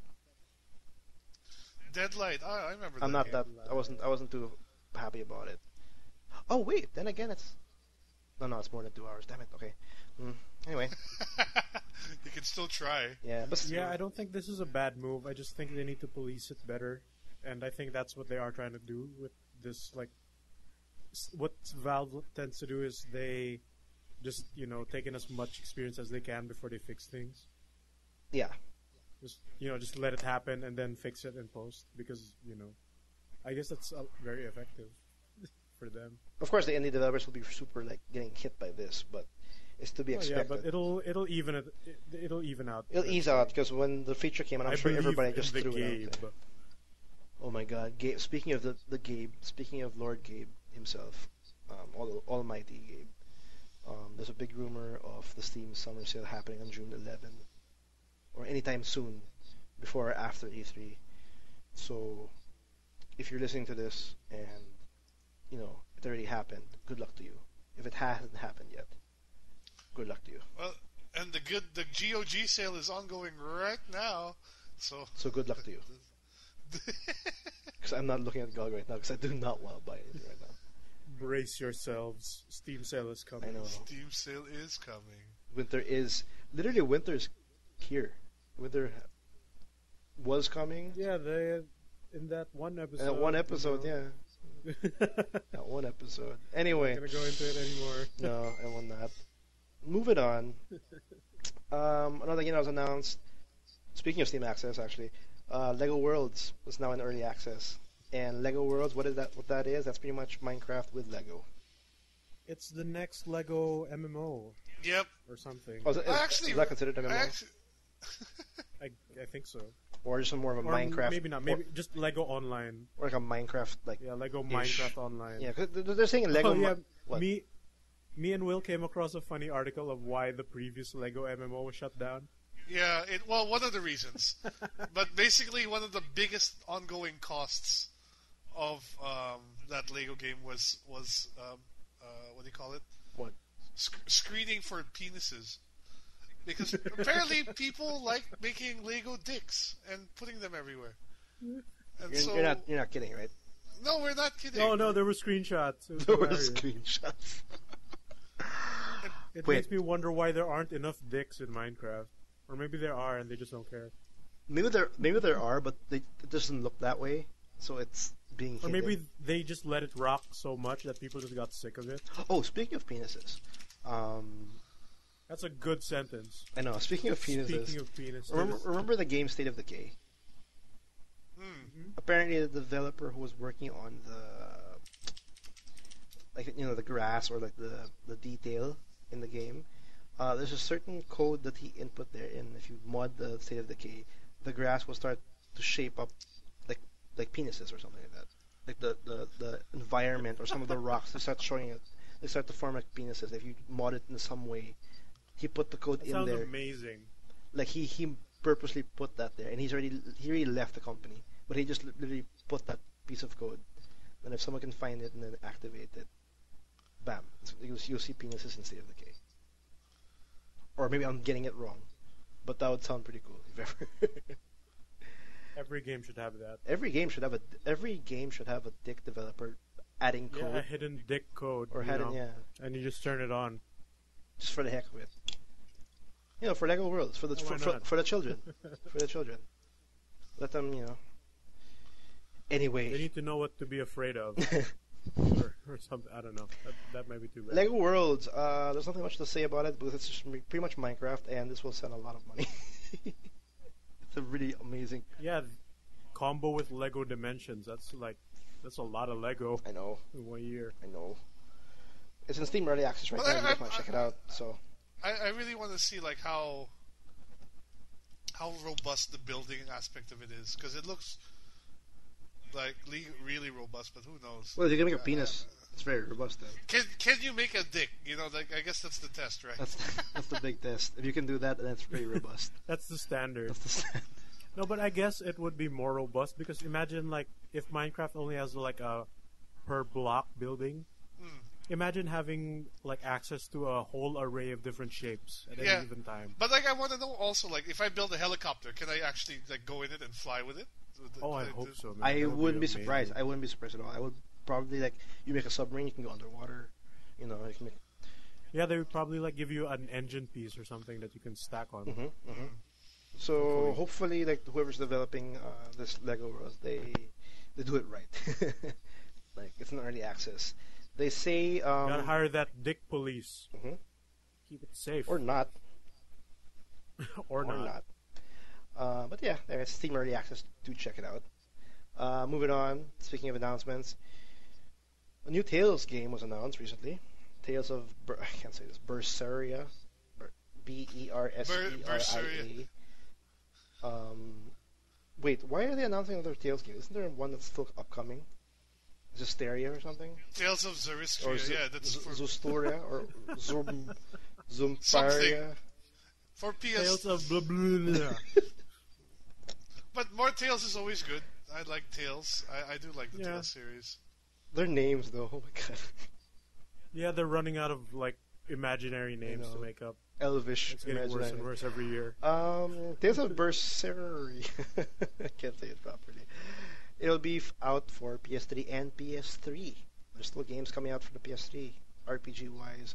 And the main character supposedly is going to be a female, if that matters. And that's about it, really. They just announced it in some... this is a Tales Con or whatever in Japan. Yeah, more Tales is good, but again, that Zesteria is not coming out or something, or it's already out. It's been out in Japan for a while, but not yet in the West. But there, Berseria, also coming out. Well, there's no it's the announcement for this one. There's no actual date, but it's just announced already that there's another. That's the next title for the Tales series. Moving on, Battleborn, the Gearbox Software's next game, aside from what's their famous game? Borderlands, I think. Yeah, Borderlands. It's coming out in winter. They're mobile. Well, they're not banning it in mobile, but they're Battle Arena online. It looks like a mobile with FPS elements or MOBA elements. That's what they say. It's coming out in winter. They have the humor intact, though. It's I think it's Gearbox Software's actual way of portraying a story now, just like how they do Borderlands. That's just how Gearbox does things now, because their character models and their story just sounds like Borderlands already. And I don't know if I'm excited for an FPS MOBA. It looks okay to me, but it's coming out in winter, and we will see. There's gonna be a campaign mode with you can play with 5 players, like a 5-player campaign mode. So that will be pretty interesting. Moving on, Miggy. Amiibos. Gotta catch them all. Even the And in fake China- ones. Even the fake ones, apparently. They're out in the wild. There are fake amiibos from China, and Why? there's I'm some, surprised it took them this long, to be honest. and there are pictures of them, and Is it really from China? Oh yeah. well, I'm assuming No, Chinese they are. text on the box that suggests that the toys originated from Asia. Yes. So yeah, China. But okay, so these aren't real amiibos. There's no electronics at all. They're just literally the statue, and The figures. They don't have the And the NFC figure- chips there's no chip in them, so you can't actually use them. It'd be hilarious if you if they could. try. Like if you put like fake Mario in Smash, what would have happened? He doesn't have his hat.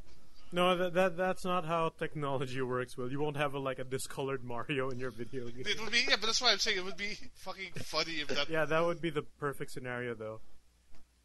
But if they were to put the NFC, it'll probably just be like Mario only in everything.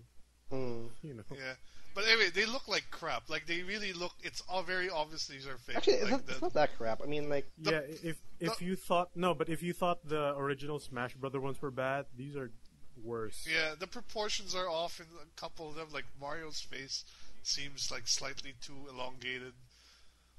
Samus's head looks too small. Link looks like shit all around. Yeah, Link is the worst one. I'm guessing the more of these come out, the characters with the small anime faces will get the worst treatment. Yeah, but like Pikachu Just looks like the original ones. Like Pikachu looks alright, but he's Pikachu. I mean, Kirby probably looks the same too. 'Cause Kirby's just a ball. exactly. How do you fuck that up? They probably will. why would They'll find why a would way. they release something like this? I wonder though. Like just because there's like a demand of it. Because Nintendo's making a profit out of these, so.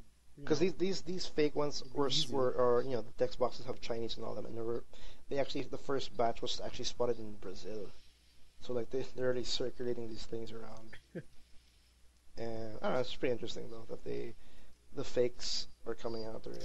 Yeah, and it's funny too that it's only amiibos that are being faked. Like you don't hear about Disney Infinity toys being faked. We'll have to do more research about that if like Disney. Yeah, Infinity but then is getting again, it. if you think about it, most of the people who collect amiibos get it for the characters is not for the actual amiibo use. that really the case? Yeah, Well, for you, that's why you don't hear about it for the kids. Obviously, get the Disney Infinity and the Skylanders for the figure and the in-game use. But No, that's true. most of the adults that collect amiibos get them just for the figures. Because you'll never see a little Mac figure anywhere else, most likely. Right? Oh, I saw one, And so though. on. I saw Little Mac and Gloriata recently. No, but it's also because I think the way amiibos work, it's not as visual as say Yeah, it's not as- Skylanders or Disney Infinity. Where like in Disney Infinity, like if you wanted to use Iron Man, you had to buy the Iron Man figure. While like in Yeah, the usage is more like in the moment and convincing that way than like the amiibos, where in most games it's like, put the Link amiibo in your Hyrule Warriors and you get free weapons. yeah, or like in Smash, like okay, you can play Link anyways. You don't need the amiibo, but if you have it, now you get some like extra. You can level it You up. could level, yeah. Yeah. And I guess for kids, like it's not as straight connection as to why they would Yeah. want amiibos, and plus as well, like the amiibo characters are classic Nintendo characters. A lot of people grew up with them. I want to so- ask my nephew. They're I actually want to basically ask my Nintendo nephew. collectible statues. I want to ask him if he still uses the amiibos when he plays like Mario Kart or no, not Mario Kart. Sorry, Smash Brothers or even other games. Like actually no, he only has Smash Brothers. So no, if he just uses it for Smash Brothers, because I remember he used it on the first month. I don't know if he started using after a couple of months after. Then when he says no, just take the Wii U. You know. I'll push him and then take the Wii U and lock the door. So like, that means this thing's a piece of crap now, right? I'll just take it off your hands. Mario Kart's actually a lot of fun, by the way. I'll tell you that right now. He forced me to play it. I felt so bad because I kicked his ass. Anyway, Mario Kart's great. yeah, Mario Kart's really good fun. You're supposed to kick a child's ass in video games. That's how they learn. Oh, dude, Yep. he played with me Mortal Kombat 10. You whooped him. I whooped him so hard, and then to the point where my brother's like, "Why don't you take it easy on him. No, he's gotta learn, son. Dude, my brother, my older brother who has a son, like, his son would ask, like, Dad, play this game with me. Like, they played Injustice, I think. And my brother just beat him in the game. Yeah. And, like, the kid would get mad, like, Dad, stop fighting back. And, like, that's not how the game works. You have to beat a child in a video game. They have to learn that way. It's a rite of passage. Like, you gotta learn how my to brother block. asked me the same thing. Why are you not taking it easy? Like, if he takes it easy, it means he assumes or he expects your opponent to take it easy. No, you're gonna. Yeah, at the very least, just let him beat you up a bit, and then destroy him. Like, he hits me like maybe 2-3 times, and then I do a full combo for 50% off. That's it. And I just Or go just back. make it really close where you're almost dead, and then just beat him. You know, I Like, mean, we all went through that at some point. Tekken. Oh man, for me it was fucking Dragon Ball on the SNES. Oh really? I could only win when we would clash beams, and then I would win the match Would fight. mash it. So at that point they would just unplug my controller, and then he would beat me up regularly in the game afterwards. For children these days, you gotta whip them up in shape, man. Yeah, man, you can't just baby them forever. Video games. You cannot. Especially You gotta learn, son! Just like that Justin Wong video. Yeah, you gotta learn, son. You gotta learn how to beat the cheapness. All right. I saw that. It's easy to beat, by the way. It's really easy to beat those cheap ways of. Anyway, moving on. In our agenda for this week, I want to mention this one specific topic that we kind of missed because of the E3 talk. We're going back to Witcher 3.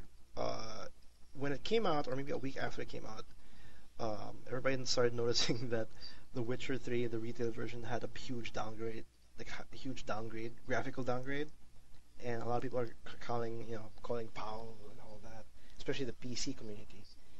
And their basis was graphics revealed on the 2003 E3 footage for Witcher 3. So they compared, what they saw in the 2003 footage to now. There's a difference. There's a big difference of added graphics, and it looks way better in the 2013 version than what we see now. And the reason why I want to mention is I don't know why until now we still call or shout downgrade or call foul when these games are currently in development. Oh shit. Yeah, it's my message, but you know what I mean. No. I get what you're saying. The same thing happened with Watch Dogs. I think that was the first real case of. That was the first major one, because the downgrade of that was huge. Right, but what I think the big problem is what people don't realize. It's two things in my opinion. The first one is usually those trailers, those preview trailers, are being played out on like a PC, on full-on max settings, basically. Yeah, right. Always. Yep. So there's that has to be taken into consideration, because obviously once the game's ported over to console and because normally in game development you'll first develop a PC prototype, right, and then you'll start putting it to the console. I think that's how it works. And then obviously the consoles are not going to be as powerful, so you got to start removing stuff. And then because you want system parity across as much as possible, the same thing has to happen to the PC version in exchange. So that's sort of a problem. I don't think it's kind of unavoidable in that sense. But the other thing is that the developers are framing it when they showcase these trailers. They're showing it as in-game footage, and that sort of adds to the expectation of everyone. Like, this is in-game footage, when it's really not. It's really like a canned, scripted thing that they're showing. That happens to be where they have full control of what you see. Mm-hmm. And that's one of the biggest problems, because I don't understand them basing it on something 2 years ago. It's really weird, but you can't blame someone who, when they saw that footage in 2013, that's when they said, "Up, I'm gonna click pre-order." Yeah, I'm happy. I guess it's you didn't get what you were expecting, especially since you saw it. Mm-hmm. So people who don't know how these things work, will obviously get disappointed. And it's it's like also the same possibly- music, it's the same dance over and over, and it's being shown now in It Witcher always 3. happens. Yeah. It could also be like at when they showed the trailer. At that point, there wasn't much else, so that's why everything there was like Working. at its peak. Yeah. Like it looked really good, but then, as the development went on, and then the world got bigger and more assets needed to be put somewhere else, right? Where they had to make an They had to actual sacrifice product. something They had else, to yeah. start to, dumb down some stuff to make it work. And Of course, in trailers, they would always show the best version. Like that's just a marketing thing. that's just a marketing thing. They'll always show you the best version of the product, and that's how it always works. But it's always So this isn't new. this isn't new, but it just sounds like whenever people do, start to cry out, "Oh my God, they downgraded it." It's always the same thing in every big game. It's not. It doesn't Well, exactly the same. Like, I think the problem with Watch Dogs was that it wasn't just a graphical downgrade, but like the gameplay also didn't play as it was shown. Watch Dogs has a. Oh it's yeah, a, that one. That's Watch Dogs is just a really special case. That's a very special case. That was Like, so it's, bad. it's, That was it's a a really very. bad It's downgrade. related to Witcher 3, but it's a completely different case because everything in there's so many aspects to why that's wrong or why it was. Yeah. Watch Dogs is like the most extreme example of this. Yeah. So Right. that's a really But special that's case. why The Witcher 3, like, it pretty much was just a graphical overhaul. Like, the gameplay itself hasn't changed at all. No, but I from can't. what I recall. I can't say overhaul. Like it. They just took a little bit of like foliage effects or fog effects. Like Yeah, it's Yeah, like they it's- just it's reduced very- the sliders a bit. Yeah. So It's very minor in the case of The Witcher. Watch And I Dogs, think- though. I mean, that's a bigger deal. Like, well, Miggy can contest to this because you played the PS3 version, and I remember you saying that. Well, it actually looks really different when you started playing that. And then, No, I mean it. Compared to what they showed, yeah, it was like a really big bad downgrade. But then the next gen version was also very different than what they showed. yeah, And then remember the PC version of Watch Dogs where people were actually able to dig out the original E3 graphics and all you that. can just Yeah, turn it on. So that's why it blew up even more. So that's why Watch Dogs is its own monster in that aspect. That's very true. But yeah, The Witcher 3, the downgrade. It's a weird far cry because it's not that big of a deal, and it's pretty much like the customer's reason to why this happened. Like you brought up your expectations too high, and you got super disappointed. It's also the developer's problem or developer's fault for like not putting it this is not a direct representation of a final product or whatever. Yeah, like not being 100% clear with your audience. Yeah, because It's also a I don't know why they don't want to do that. I don't know why some developers don't bother putting don't expect this to be what what it will be in the future. It's probably a publisher side when it comes to marketing. Yeah. So I wouldn't blame the developers for that. So, but for those who are like getting turned off by the downgrade, I don't know. Me and Will were loving the game. It's not really. I actually haven't heard anything about that. Like the people on my feed who play the Witcher the 3, Watchdog it's all 3. been positive. Yeah, it's been mostly positive. The Watchdog- It's pretty the much Watcher it's 3. pretty much the PC. Well, the Watch Dogs 3. It's pretty much the PC people complaining because the downgrade is definitely the reason for downgrade is definitely the console to match everything up, like what Will said. So I think it's just the PC community going, no, it should have been an exclusive. No, and Oh, Master Race. my I- God, I the al- graphics. I also think, like what you brought up, like if you're pre-ordering a game just based entirely off graphics, then Don't do that. don't do that. Like really don't do that.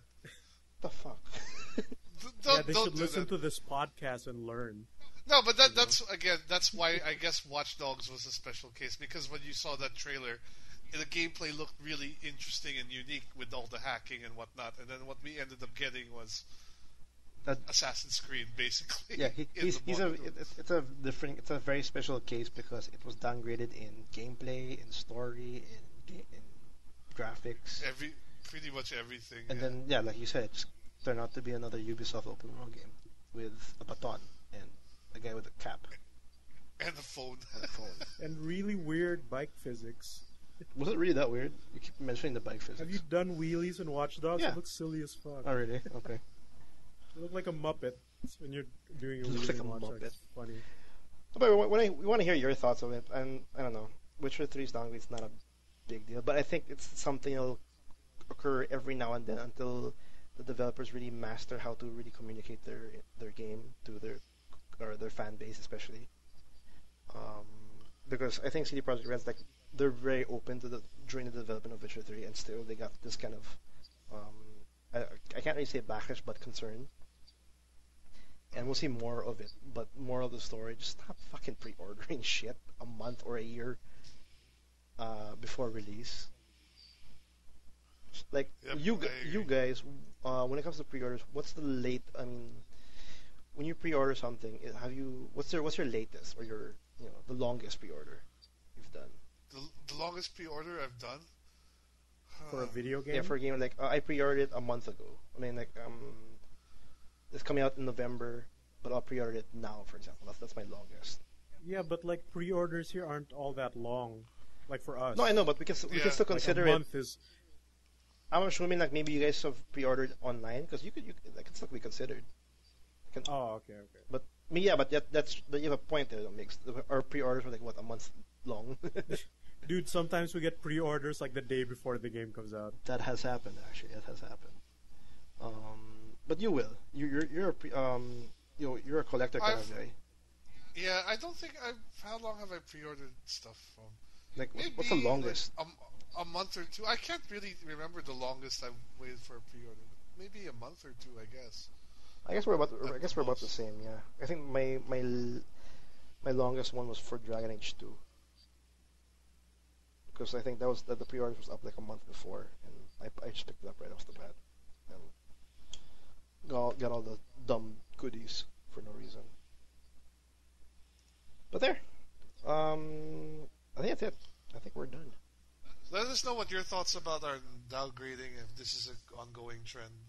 I'd like to hear what our listeners Yes, think. we want to hear what your thoughts on the downgrading, because this is not going to end for sure. I mean, whatever upcoming game will come out, if it's a multi-platform and it's supposed to be a PC exclusive or whatnot, and you see a downgrade, watch the community go ape shit on it, and then history repeats itself, and then we're gonna relate it to Watch Dogs again, because Watch Dogs is like, again, the perfect example of downgrade galore. I want the developer to make a trailer for a game that's in like full next gen 3D graphics, and then release a 2D game. just to mess around, see what happens. Make it a social experiment. A 2D game with no sound. It's all text. But yeah, we want to hear your thoughts about it, and I think that's it for the episode 85.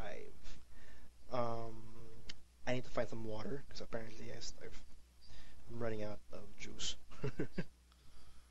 We will have one more before E3, I think. Yeah. One more before E3, and then we're gonna have our. We're all planning to stay up to watch the conferences, at least the major ones. Try to balance it out with our work. Yeah, E3 lives. is like currently will happen on the next the next episode will come out on the 15th, and I think it's during the E3, like the press conference and all that. So yeah, look out for that. Probably the episode after E3 will be like a 2-part episode to like pretty much cover everything that has happened during that event. I'm expecting at least actually I don't know how I'm gonna structure the 2-part episode, but definitely expect a 2-part episode after E3 because there'll be a lot to cover, a lot to cover. Mm-hmm. And yeah, that's it. We do this every week. We have an episode every Tuesday. Do check it out if you haven't already. Do subscribe on iTunes. Do subscribe on Podomatic, so you can get the latest episode right off the bat when it comes out on Tuesdays. So hit that subscribe, leave a comment, or rate it. We definitely appreciate it. Check out our previous episodes, especially our E3 really really long ass episode. It was like 3 hours long. It's jam packed. I don't think we'll do that ever again, though. I mean, it's like 3 hours long. Probably cut it if ever. But that's our E3 predictions. You guys can check it out. It's on our website, www.toomuchgaming.com. Let's do with the number 2. If you have any questions, concerns, or if you have any questions for us in general, or any topics you want us to tackle in future episodes, do email us at the tmgpodcast@gmail.com. And, follow us on Twitter, follow us on Facebook, Too Much Gaming, and Migs, you're insane. Or, what's currently going on the YouTubes? Yeah, Mega Man finished, so we got Insane still going, and a few one-offs in between that. And Summer Night is still going until, I think, the end of June. Cool. You can check out all our videos and event interviews and all that at the TMG blog. We have a video every day. And yeah, I think that's it. That is it. Am I missing anything? Bye! No, that's it. That's it. See you guys next week. See you guys next week. Bye!